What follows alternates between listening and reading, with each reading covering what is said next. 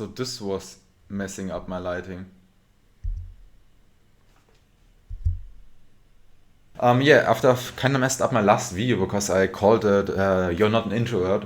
Obviously, people who believe they are, they won't click this video because like, why would you? Why would you? So I changed it to why I stopped believing that I'm an introvert. Because to be honest, I am one. I was like until the seventh, eighth class. I liked sitting alone under the tree with my headphones and listening to music and being excluded from the rest of the people.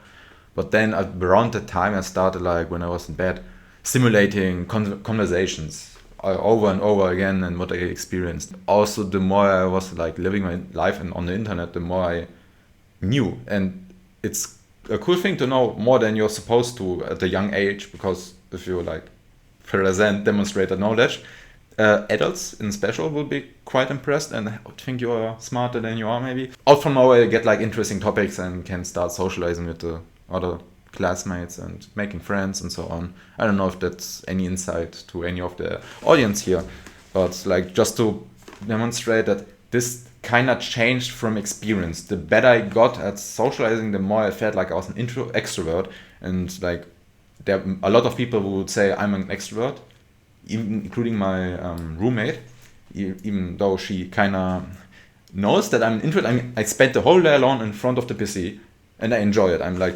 sitting on my bed, the backside there, with some nice pen and like making notes, like watching podcasts and making notes. This is like it gives me dopamine, obviously, like watching like any kind of podcast. But at the beginning, it was obviously a lot more self-help podcasts. They give you dopamine, obviously. You feel like you're doing something productive.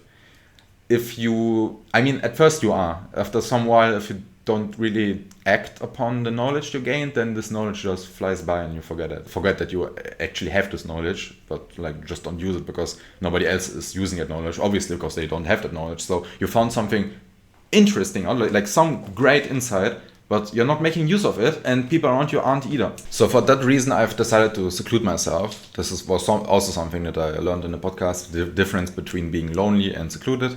So basically, you're lonely if you're alone, if you're like alone involuntarily and also feel alone. I mean, you can be alone involuntarily because there's like no other option to see somebody, obviously, but you don't really feel alone because you understand the why, and it's not like, it doesn't give you the image or like, it doesn't give you the vibe, the feeling that you're like missing out on something, missing out on all the fun. Actually, you aren't. You might have noticed that this channel is called like Should Have Started.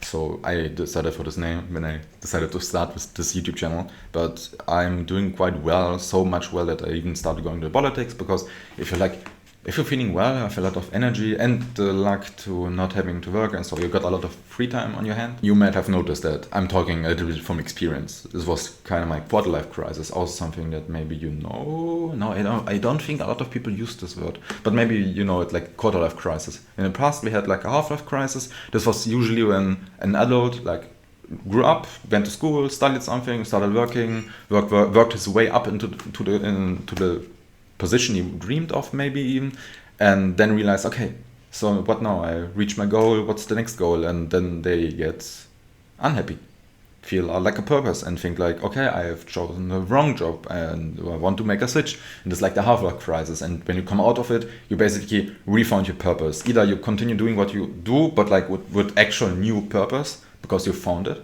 You not even that you found it, but like you build it, because you're building your own purpose. You won't find it. You will find the lead that will lead you to the purpose. But that only happens if you go out or do stuff that you are not used to. You know, like I personally found like this great trick that you don't really habituate if you change little things about your daily life. So in my room, I like to sometimes move the stuff. I mean, like this in the background, I got told I have to remove it because it looks awfully, supposedly. I mean, I could see why. It's not even really it's from my roommate. Girls need a lot of place for their clothes. It was the same with my mother. Anyways, so if you change something about your day, your brain won't really, I mean, how can I explain it? Okay, maybe other way around. So if you don't change anything, life will feel shorter.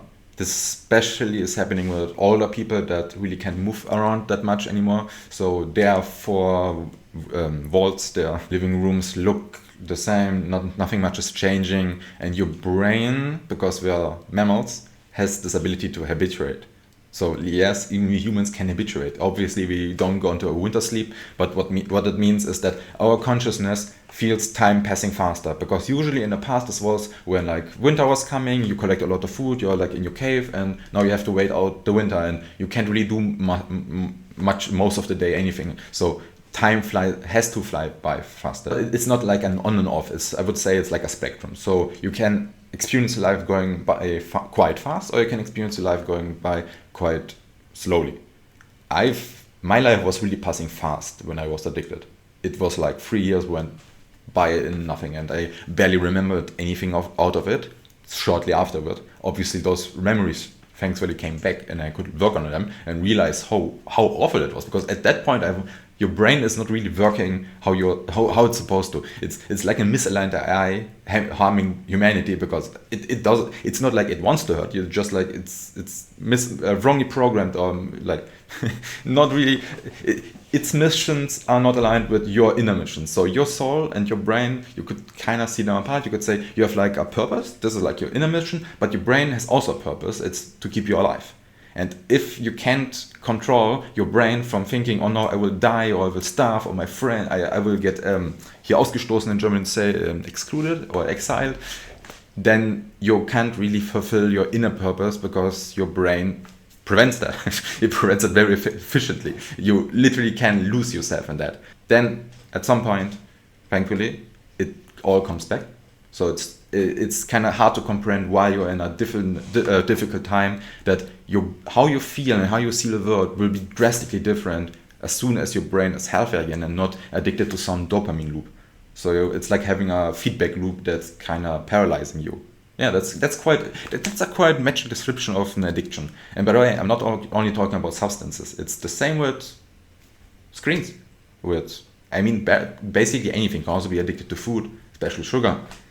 It's bad if this behavior is misaligned with your inner purpose. This is where this cognitive dissonance comes from, and where people near their crisis, basically. And nowadays, this happens faster. It's the quarter-life crisis, because with the internet, the world is moving faster and faster. People are like aging faster. I personally must say, I feel older than I maybe should be, especially because of those hard times. But coming out of it, the rest of life feels so easy that even going to politics, imagining I will be holding a speech in front of the whole party from Berlin, in my party, in front of all the party, I'm excited. I'm not even afraid, because even that feels like so small in comparison to being addicted to opiates. And obviously, it's not only one drug. Usually, if you're addicted, it's on one deal, then it's this. I only had like this principle of never taking stimulants, because stimulants actually harm your body. And then if I take them, then it will be harder. Obviously, even that you can recover. I even found out you can supposedly recover your brain from damage that you got from methamphetamine, but only with a doctor that will prescribe you special things, and you will be in treatment. So it's not really easily achievable. But on that point, I want to show this. I meant to say this. This is ginkgo biloba. Maybe the name Dr. Amen says something to some people. This a guy who has done the most studies on the human brain in the world. He's quite old, and he personally prescribes every of his patients ginkgo. And ginkgo does only one thing. It basically improves the blood flow to your brain. Doesn't sound bad, right? Obviously, if you do that, you won't feel any psychoactive effect. It's not, you don't really feel that. But also don't assume that it makes no sense to give your brain more blood flow and more nutrition. I don't know, it feels so stupid to not from now, because what I noticed, the effects of ginkgo are cumulative. What it does is it improves your memory. And I've noticed, obviously not the first day, not the second day, but after 2 weeks I noticed something a little bit, okay, it could be, but it's probably placebo, because I was quite expecting it. But then months went by, now years went by, I'm like at day 600, almost 2 years, and it's accumulating. So what I had, the improvement I had on day 50 was actually 10 times bigger on day 500. So now my memory is so well that if I'm making notes, I never have to read them. I never read those notes. I only read them if this is like the action, if I ever want to read through a lot of notes. If you write something down, it's easier to remember. But it improves your memory in like almost every day. You notice it after some while, not directly, but by your surrounding. You notice, hey, I'm doing stuff that I usually wouldn't be doing because it's too stressy, too much stress to keep all of that in mind. So this is like one tip I can give you, and this is also good if you want to regenerate your brain from damages from alcohol, from drugs. So then your brain can regenerate. The brain is quite capable of regenerating itself. It's like just like a muscle. So it's literally an organ that you have to train, and it's also an organ that gets more powerful the more experience you gain. So this experience of mine that when going through addiction and how your brain can just be completely against you, this experience made me understand kind of a lot of addictions that I don't even have, like screen addictions. I don't use my phone. I don't like the phone. I don't like the idea of being permanently reachable. I like my inner peace, and having a notification sound breaks my thought. And I noticed that only when I stopped disabled the notifications on, and I had to turn on by mistake. I forgot to turn it off again. And then I just noticed how I lost my thought and I couldn't get it back, and I was so frustrated. I just imagined this happens on a daily basis, multiple times, a lot of times a day, of a lot of, like most humans, because I feel like they keep their notifications on and they react when they get one. The other way is to have certain times, like I check my messages a few times a day, just when I feel like it, or at some time, or if I haven't checked them for a long time. Not on a notification. Only if I'm like expecting something. That's different. Then I activate the notifications. But otherwise, you live on your own terms that way, not on like the terms of your phone or the social media. So much on that. So before this video gets too long and people won't click it, I mean, nobody knows me. It's like my first basically video in English. The previous one I don't feel like was watched at all. It got 19 views. Yeah, so this is my channel. Should I start it? I hope you stay. See you next time. Adios.